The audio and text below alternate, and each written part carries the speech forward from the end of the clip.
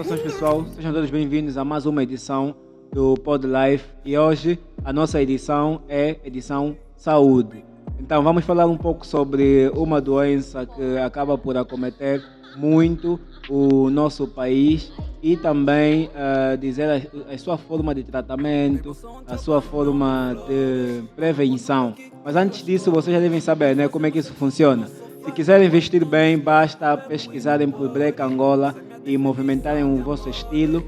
Se quiserem uma boa bebida, basta pesquisarem por Alobar e desfrutarem das melhores bebidas. Eu sou Esmeraldo Felipe e o nosso convidado de hoje é o enfermeiro Faustino Caçapa, a quem eu peço uma salva de palmas. Em primeiro, Faustino, seja bem-vindo ao Pod Life. Muito obrigado, Esmeralda. É um prazer estar aqui contigo hoje para podermos falar sobre um tema que é muito pertinente na nossa sociedade, né? Ok, então hoje nós vamos falar sobre a malária. E a minha primeira pergunta para o enfermeiro é a diferença, ou se existe diferença entre malária e paludismo. A princípio, não. E nunca existiu nenhuma diferença entre malária e paludismo. Vamos aqui conceituar que é a mesma coisa, né? Estamos a falar da mesma patologia, mas com nomenclatura totalmente diferente, né? Aquilo que muitos dizem, que paludismo é o comum, que todo mundo está habituado, e malária é o método ou o nome mais científico, né? Ok, quais são as zonas que variam? Porque se nós utilizamos o paludismo mais recorrentemente, é porque tem algumas zonas que são mais frequentes de utilizar o paludismo e outras mais frequentes de utilizar a malária. Podemos dizer que isso tem mais a ver com a alfabetização das pessoas, conhecimento das pessoas, né? Aquilo que nós profissionais muitas das vezes falhamos na educação à saúde pode comprometer a percepção das pessoas também. Ok, então sendo assim, o que é que vai ser a malária?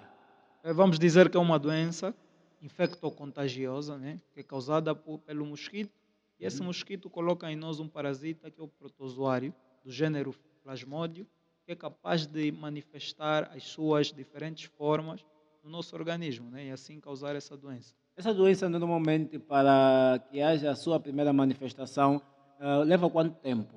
Ela tem um período de incubação dependendo daquele que é o parasita que está a nos afetar, né? Se é um Plasmodium falciparum, um Ok. Vivax ovale, por aí Uhum. fora, né? Mas o período normal de incubação é de 7 a 14 dias. 7 a 14 dias.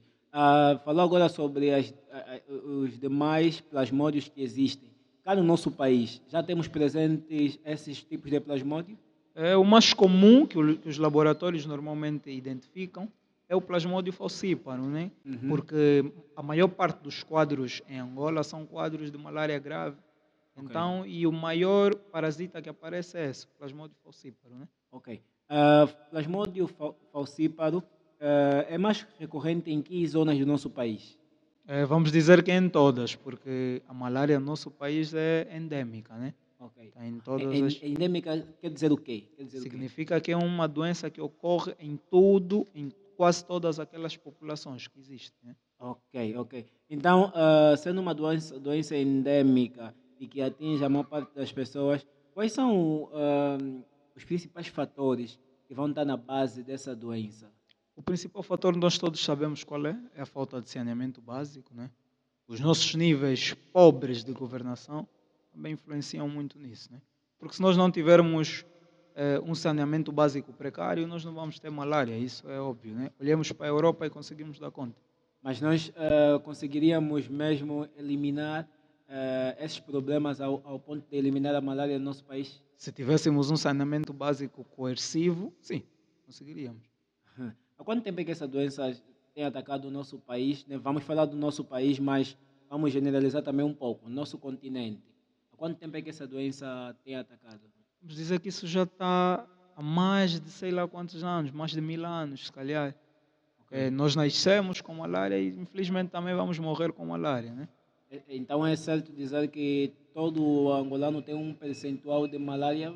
Vamos dizer que sim, porque até nós somos um país do terceiro mundo, né? Somos fracos no saneamento básico Uhum. e infelizmente somos muito picados. Se calhar aqui onde estamos agora também Sim, podemos ser picados, sim. tendo em conta o índice de mosquito que temos no país, né?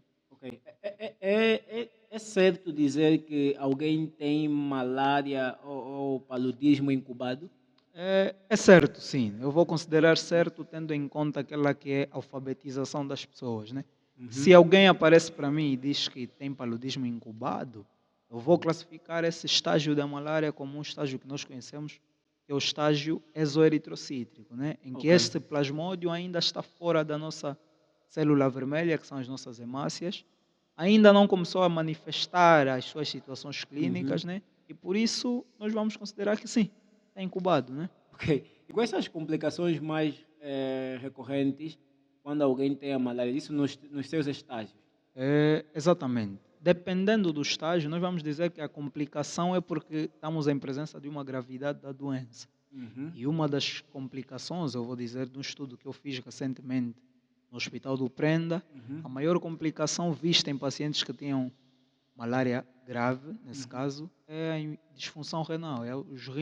Os rins desses indivíduos foram muito comprometidos. Mas quando é que vamos lá tentar entender. Como é que a malária, uma simples malária, chega a atacar o rim? É assim, a malária é uma doença que pode causar multidisfunção orgânica. É? Ela pode acometer tudo aquilo que é órgão vital no indivíduo. E a principal manifestação da malária é a morte ou a quebra dessas hemácias. Ok. Esses parasitas vão atacando as nossas hemácias e à medida em que atacam as nossas hemácias, não conseguem sobreviver, rompem-se. Consequência disso, como você sabe, o nosso rim é o órgão responsável pela filtração Sim, do sangue. Né? sim. E quando esse sangue está em presença de muito parasita, não tem como. O nosso rim não sobrevive e é capaz de ficar nefrotóxico. Né? O que é nefrotóxico? É quando nós temos um rim e por uma ou outra consequência Uhum. perdeu as suas funções, né? Ok. Foi agredido, foi muito agredido, pronto, temos um rim inválido. Bom, nós sabemos, né, pelas nossas investigações, a malária foi o tema que tu escolheste para a pesquisa. Quais foram as principais dificuldades para a apresentação desse trabalho, né? A minha primeira dificuldade, né, foi que nós os profissionais mesmo desconhecemos o que é a malária. E isso é visível, nós não sabemos tratar a malária, Esmeralda. Incrível Como que assim? pareça, nós não sabemos tratar. Existem formas de apresentação da doença, mas nessas formas eu tenho que saber que tipo de malária, que tipo de forma de apresentação é que esse indivíduo tem, né? Exato. E nós aqui consideramos, pelos tratamentos que eu já vi, que eu continuo a ver, é que tudo que nós tratamos em malária, em Angola, é malária grave. E não pode, a malária nem sempre é grave, né? Nós temos uma malária de forma de apresentação grave, temos uma malária de forma de apresentação leve, né? Que não é grave. Mas isso será que tem a ver também com a pouca procura dos indivíduos, as unidades sanitárias para o tratamento da malária? Ou seja, eles só procuram depois de aparecer os sintomas mais graves. Será que tem a ver com isso? Não. Eu acredito que a culpa não é de quem procura, a culpa é de quem trata, né? Que atenção, apesar de eu estar a tratar uma malária por falciparum, que é considerada aquela malária mais grave, Sim. eu tenho que saber que o falciparum também pode causar uma infecção não grave. Então eu posso tratar essa malária por falciparum, não considerando ela grave, né? E nós precisamos de ter critérios de gravidade que levam essa Sim, pessoa a sim, ser sim. tratada com os critérios de gravidade, né? Ainda acreditas que a forma de tratamento da malária aqui no nosso país já está ultrapassada? Ultrapassada como? Os medicamentos utilizados? Eu há tempos ouvi a ministra dizer que os mosquitos estão a se tornar resistentes aos antimaláricos, sabe? Mas a que é que se deve isso? É para eu não sei. Eu diria que não são os mosquitos que estão a tornar-se resistentes aos antimaláricos, né? Mas que as políticas para o tratamento da malária que estão a falhar. Consequência disso, os indivíduos não têm recuperado porque não há antimaláricos no país. Mas isso tem a ver também com eu não sei, né? Mas será que tem a ver com os medicamentos que são apresentados à população? Por exemplo, tem pessoas que já não vão ao hospital. Eles automedicam-se os antimaláricos. E quando lhes dá uma malária mais grave, calha que esses mesmos medicamentos já não fazem mais efeito. Será que tem a ver mesmo com esse aspecto também? Pode ser também. Se nós olharmos para aqueles que são o metabolismo dos fármacos, né? Nós vamos ver uma pessoa que faz uma autoterapia, Vamos dizer que é uma pessoa que está a tomar doses que ele se calhar desconhece Sim, e não sabe em que situações é que deve tomar aquela dose, né? sim, Então, sim. consequência, falência terapêutica. Ok. Consegue nos dizer como é que funciona exatamente a fase desde o momento falou agora, desde o momento da inoculação do parasita até a manifestação da doença como sintomas? Exatamente. Esse assunto aqui vou trazer também aquilo que muitos conhecem como paludismo incubado, né? Uhum. É para nós sabermos que quando estamos a falar de paludismo incubado, estamos a falar de uma fase da doença em que esses parasitas não estão na nossa circulação sanguínea, Ok. atacam apenas as células do nosso fígado, Ok. que são os hepatócitos. Uhum. Nesse período, a principal manifestação que se tem é a icterícia, né? Olhos amarelos e pele amarela. Depois disso, quando os hepatócitos estão cheios do parasita e não conseguem mais reter aqueles parasitas, eles rompem-se. Ok. Rompendo-se, esses parasitas saem do fígado e viajam até os nossos glóbulos vermelhos, que são as nossas hemácias. Né? Sim. E aí, quando esses parasitas vão infectando as nossas hemácias, esses parasitas começam a provocar as manifestações clínicas. Por quê? Porque as nossas hemácias, como é sabido por muitos, elas são as principais células de transporte de oxigênio e nutrição dos nossos tecidos, são Exato, elas. exatamente. Então, uma vez agredidas, nós não conseguimos sobreviver, né? Ok. Aí, essa explicação foi muito boa. Eu sei que vocês conseguiram entender, né? Ah, boa. Então, agora pulando já para aquilo que é a forma de prevenção da doença, né? Ah, será que nós devemos nos prevenir isso de acordo à província, de acordo ao bairro do nosso país, ou a prevenção é generalizada? Vamos classificar que a prevenção é generalizada, uma vez que já defendemos que a malária é endêmica, né? No nosso país. Significa que todas as províncias têm Tem, sim. malária. Então, nós temos mesmo que prevenir de um jeito geral, né? Quais são as formas de prevenção da malária? As formas de prevenção da malária são as mais básicas o possível, né? Aqui onde estamos, se calhar tu estás mais coberto do que eu, né? Tens uma camisa de mangas compridas, Certo. isso é o essencial também. Ok. Cobrir as partes fundamentais do corpo para que esses mosquitos não nos piquem, né? E também, em casa, não deixarmos charcos d'água, não podemos ter água escondida, porque esses parasitas podem desenvolver-se naquelas águas. Certo. E usar o mosquiteiro, porque isso não é de pobre. É? O mosquiteiro foi feito para nos proteger desses parasitas, e não porque eu sou pobre ou rico, não. E os inseticidas, né? Ok. Uma das medidas de controle da malária e evitar a proliferação era também isso com relação aos mosquiteiros.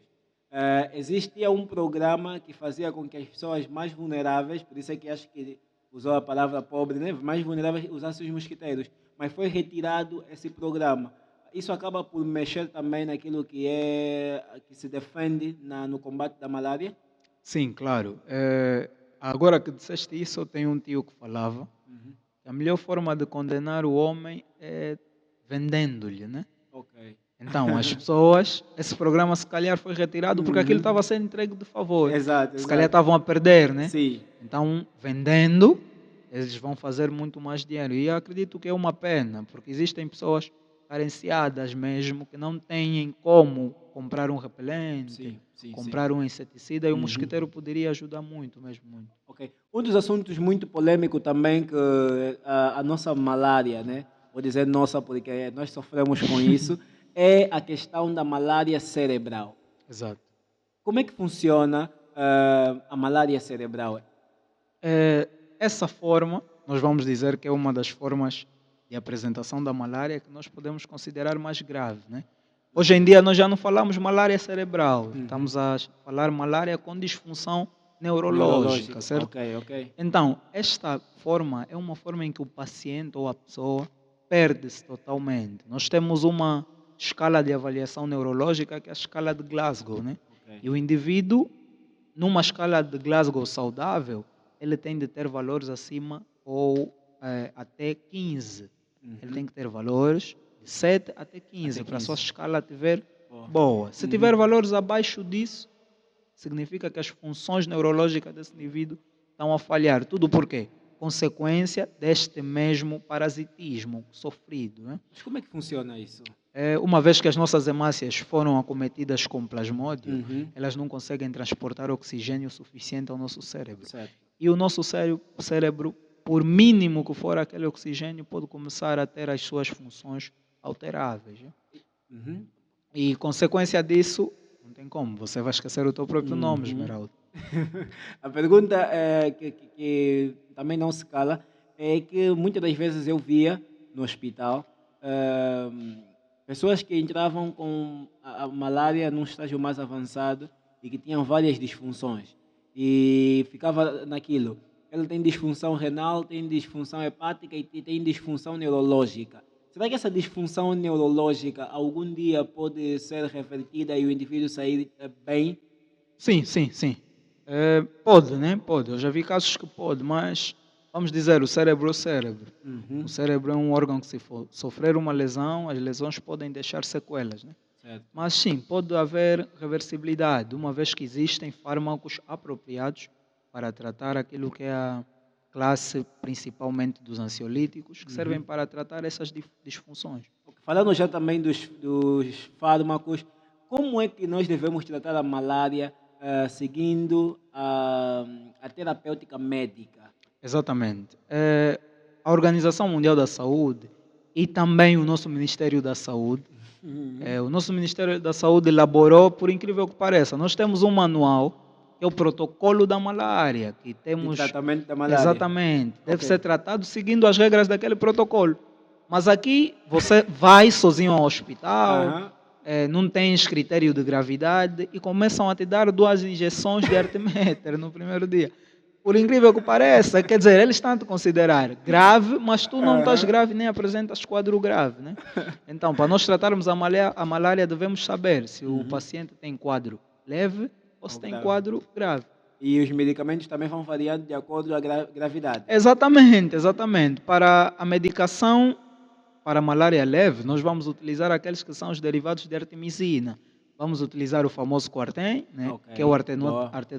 o arteméter mais a lumefantrina. Uhum. Vamos utilizar o artesunato mais a modiaquina Uhum. e a dihidroartemisina mais piperaquina. Estes todos só vão na via oral. Oral. Ok. Não podem ser feitas injeções dessas combinações para esses indivíduos. Oral e no estágio mais leve. Exatamente. Ok. E esse tratamento tem a duração de 3 dias, né? Tem apenas Ok. a duração de 3 dias. Uhum. Enquanto que no estágio grave, esses indivíduos têm um tratamento que tem duração de 7 dias, Ok. em que nós só devemos utilizar artesunato. Uhum. Se não tivermos artesunato disponível, atenção, se não tivermos o artesunato disponível, é que vamos utilizar o arteméter. Ok. E se não tivermos o arteméter nem o artesunato disponíveis, é que nós devemos pensar num senhor muito perigoso que é o quinino, né? Quinino. Que eu, felizmente, nas minhas práticas nunca utilizei, nem quero utilizar. Eu acredito que esse medicamento já saiu de uso, ou ainda usa-se o quinino? Não, ainda usa-se, né? Porque eu tenho que avaliar tudo. Falhou o artesunato, falhou o arteméter, não me resta. Tenho que ir buscar o quinino. Se o quinino falhar, há quem ainda vai buscar a cloroquina, né? Esses são medicamentos muito fortes já, né? São muito fortes. Mas falou aqui de estágio. Quando é que nós vamos... como é que nós vamos diferenciar do estágio leve ao estágio grave? Exatamente. O estágio leve, a pessoa não apresenta critérios de gravidade. O que são critérios de gravidade? São aqueles critérios que vão nos dar informações que um determinado indivíduo tem que ficar sobre internamente. Ok. Ou seja, se um paciente aparecer e ter alta parasitemia, anemia severa, acidose metabólica, disfunção renal, disfunção hepática, esses são critérios de gravidade. Ok. Esse paciente não pode sair. Tem que ficar internado. Tem que ficar internado para nós fazermos o acompanhamento. E aqui, nós não podemos utilizar a via oral, não podemos. Se ele tem alta parasitemia, nós devemos controlar aquilo, devemos controlar a reprodução desses parasitas. Certo. E assim sendo, nós vamos começar a atacar aquilo mesmo com os fármacos utilizados para o tratamento da malária grave, né? Ok. Muito bem. Eu acho que agora sim conseguimos entender como é que funciona o tratamento da malária nos casos mais leves e nos casos mais graves. Que conselho darias a alguém que... Vamos lá, nós estamos numa área em que o conhecimento e a informação chega mais rápido. em casos de pessoas que não têm essa abertura no conhecimento, o que é que eles devem fazer, né? Nós, profissionais, somos vistos, principalmente profissionais da saúde, somos vistos como os redentores do saber. Certo. Então, nós devemos ser o espelho para nossas populações, né? Quando nós recebemos um paciente, devemos sempre pensar, e eu digo sempre, que aquele é familiar de alguém, é pai de alguém, é filho de alguém, pode não ser o nosso. Então, nós devemos tratar ele como se estivéssemos a tratar o nosso. Devemos dar todas as informações necessárias para aquele paciente, para que ele possa cumprir definitivamente a sua terapêutica, né? Dizer mesmo, senhor, você não tem um quadro grave, por isso não podes fazer injeções. Não é o paciente a te dizer, eu não gosto de fazer injeções, e você, profissional, também diz, está sim. bom. Então, aliás, não gosto de fazer a medicação por comprimidos, e você diz, está bom, está aqui injeção. Não pode ser isso. Existem algumas vezes em que as pessoas têm dificuldades de entender exatamente que momento ir no hospital e que momento não ir no hospital. Pergunto já aqui sobre os sintomas e os sinais da malária para que as pessoas saibam diferenciar um hospital primário, um hospital terciário e um hospital secundário.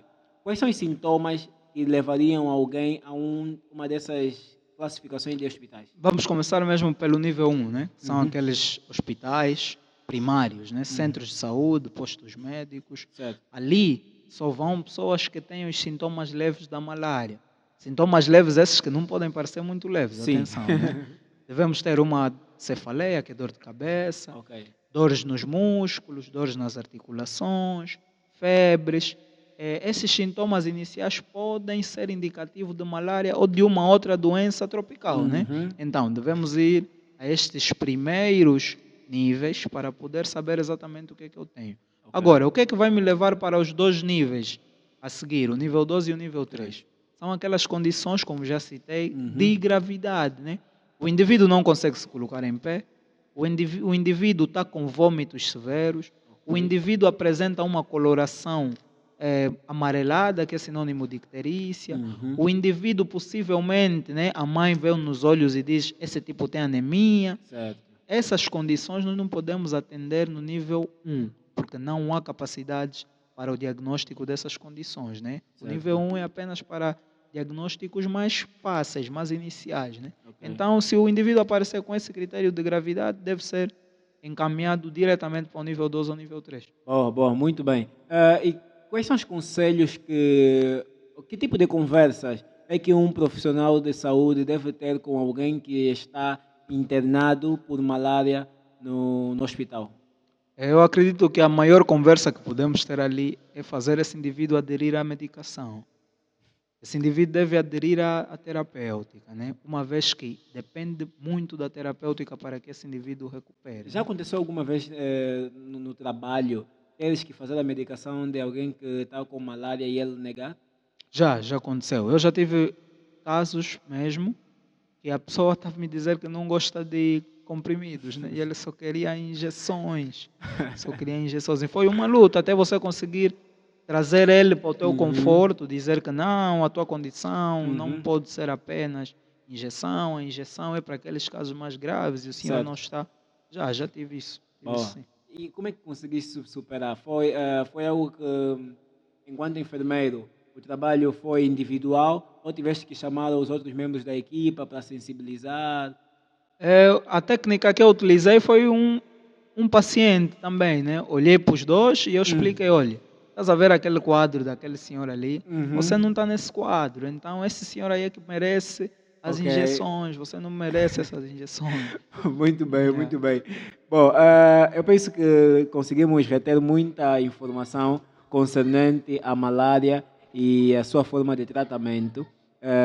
Enfermeiro Fausto, muito obrigado pela presença. Obrigado. Grato mesmo por estares aqui. Vai deixar aí os teus abraços, os teus... Eu começo deixando o abraço, principalmente para ti, já. Obrigado. Pela iniciativa, né? E é importante sempre nós tentarmos levar a informação às nossas populações. Aos profissionais de saúde, eu gostaria que tirássemos a ignorância um pouco. O protocolo está ali, existe, e quem quiser o protocolo para saber como tratar a malária pode entrar em contato comigo, né? E eu consigo passar esse protocolo, porque nós devemos olhar para o protocolo antes de tratar o outro, né? Não podemos só tratar porque sou vaidoso, eu é que estudei. Não. Yeah. Porque até nós que estudamos é que mais falhamos por vezes, né? Então é isso.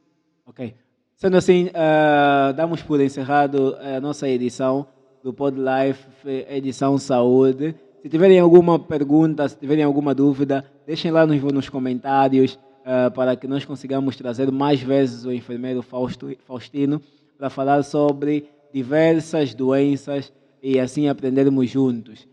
Não esqueçam de deixar os vossos likes na nossa página, nosso canal do YouTube, Pod Life Zero, no meu perfil do Facebook, Esmeraldo Felipe, no Instagram do Wilcido, Wilcido 123, e assim crescemos juntos. Eu não vou falar o teu, você vai longe. Ei, desfrutem da melhor bebida com Alobar e movimentem o vosso estilo com a Breca Angola. Então estamos juntos, God bless our health.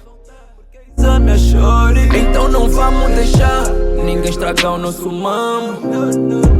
Então não vamos deixar, porque sei que ainda te amo. Eu não sei se vou aguentar, se tu arranjas outro damo. Então não vamos deixar ninguém estragar o nosso mambo.